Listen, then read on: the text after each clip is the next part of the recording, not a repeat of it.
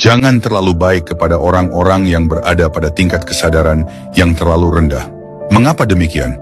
Ada orang yang menjawab seperti ini, karena semakin rendah tingkat kesadaran seseorang, semakin kuat naluri hewaninya.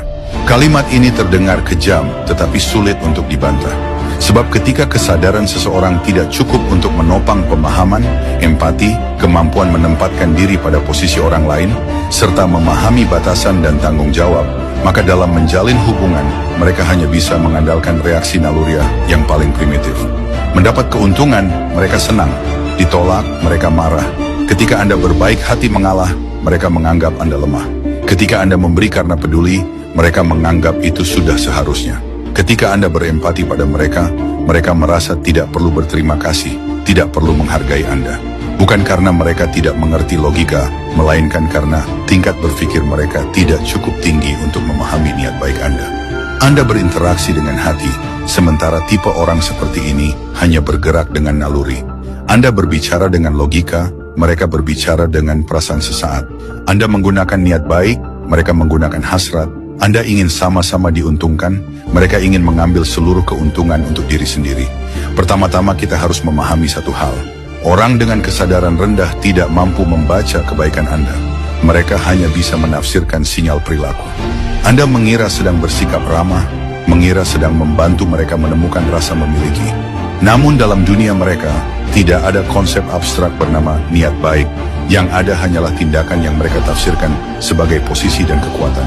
Karena itu, sikap mengalah Anda di mata mereka bukanlah empati, melainkan saya lebih kuat darimu, jadi kamu harus mundur. Rasa hormat Anda, mereka artikan sebagai, saya bisa mengendalikanmu.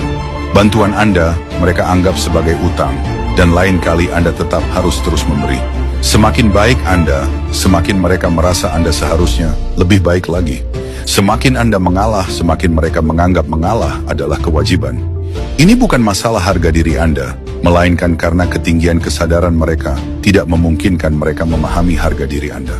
Kedua, semakin rendah tingkat kesadaran seseorang, semakin dunia batin mereka menyerupai permainan zero sum.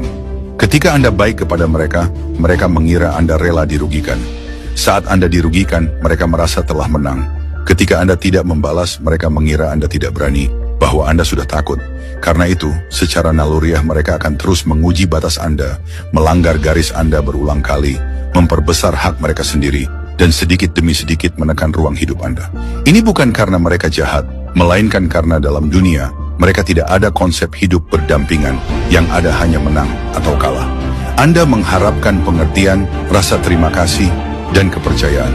Mereka hanya memahami kuat lemah, posisi, untung rugi. Ketiga, terhadap orang dengan tingkat kesadaran rendah, kita tidak bisa menggunakan model kebaikan manusia untuk menghadapi seseorang yang beroperasi dengan naluri.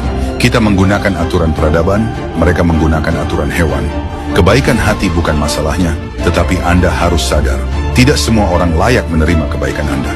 Jika tidak, setiap niat baik yang Anda berikan akan berubah menjadi tuntutan mereka untuk melangkah lebih jauh, menjadi alat untuk menuntut lebih berlebihan, menjadi kepercayaan diri untuk memperlakukan Anda dengan buruk, dan menjadi kewajiban yang mereka anggap harus Anda pikul.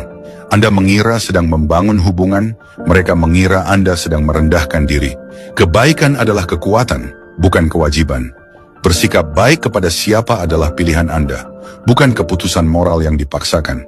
Semakin dewasa Anda, semakin Anda akan memahami, yang melukai Anda bukanlah kebaikan itu sendiri, melainkan karena Anda memberikan kebaikan kepada orang yang salah. Jika Anda tidak memahami dinamika hubungan manusia, tidak mampu membaca kerumitan hati orang lain, dan sering merasa terlalu lembut, mudah dimanfaatkan dan ditindas,